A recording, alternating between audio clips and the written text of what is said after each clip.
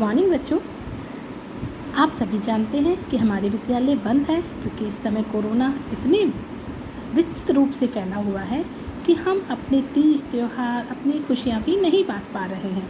इसी क्रम में आप जानते हैं कि अभी कुछ दिनों पश्चात हमारे विद्यालयों में, हमारे देश में 15 अगस्त आने वाला है और क्योंकि वो स्वतंत्रता दिवस है तो हम उसे बहुत धूमधाम से मनाते हैं।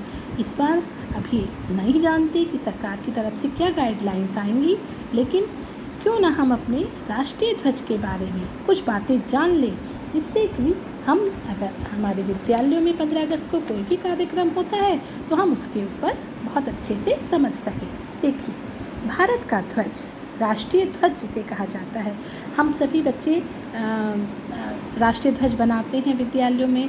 मैं हमेशा कहती हूँ कि प्लास्टिक के ध्वज आप मत लेकर आइए, आप स्वयं कागज़ पर या गत्ते पर इसको बनाइए, और मेरे विद्यालय के बच्चे ये काम बहुत अच्छे से करते भी हैं। हमारे देश वर्षों तक अंग्रेज़ों का गुलाम रहा और उसके बाद जब 15 अगस्त 1947 को पहली बार स्वतंत्र भारत में हमारे देश के प्रथम प्रधानमंत्री श्री पंडित जवाहरलाल नेहरू ने लाल किले से झंडे को फहराया था, तो हम अपने झंडे के बारे में कुछ बातें जान लेनी बहुत ज़रूरी समझते हैं। सबसे पहले देखिए बच्चों, हमारे झंडे में 3 रंग होते हैं, केसरिया, सफ़ेद और हरा। इसमें सबसे ऊपर की पट्टी में केसरिया रंग होता है। केसरिया रंग साहस और बलिदान का प्रतीक होता है। बीच की पट्टी में सफ़ेद रंग होता है। सफ़ेद रंग सच्चाई का प्रतीक होता है। सबसे नीचे वाली पट्टी में हरा रंग होता है और हरा रंग संपन्नता का प्रतीक होता है। अब आप देखिए कि बीच की पट्टी में एक नीले रंग का चक्र होता है जिसे अशोक चक्र कहते हैं। इसमें समान दूरी पर 24 तीलियाँ होती हैं जो हमें हमेशा गतिमान रहने के लिए प्रेरित करती हैं कि हम हमेशा गतिमान रहें। बच्चों देखिए, हमारे विद्यालय में तो 15 अगस्त, 26 जनवरी, 2 अक्टूबर को ध्वजारोहण या ध्वज फहराया ही जाता है, लेकिन हम अगर अपने देश की बात करें तो 15 अगस्त को स्वतंत्रता दिवस होता है। उस दिन हमारे प्रधानमंत्री ध्वज को ध्वजारोहण करते हैं। 26 जनवरी को यानी गणतंत्र दिवस पर हमारे राष्ट्रपति ध्वज फहराते हैं और 2 अक्टूबर गांधी जयंती पर हम अपने विद्यालयों में ध्वज फहराते हैं।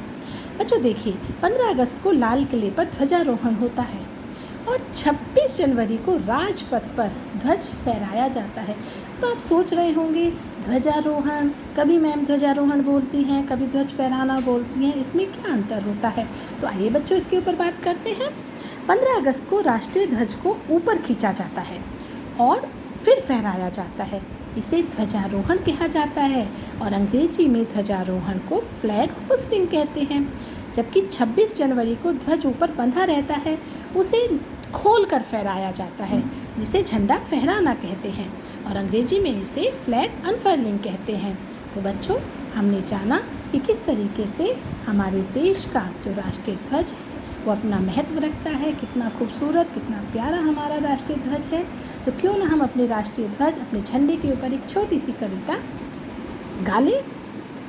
देखो बच्चों झंडा प्यारा, 3 रंगों का मेल है सारा, सदा रहे यह झंडा ऊंचा, आकाश को रहे यह छूता, सदा करो तुम इसका मान, कभी न करना तुम अपमान, झंडा है मेरे देश की शान, बना रहे यह सदा महान।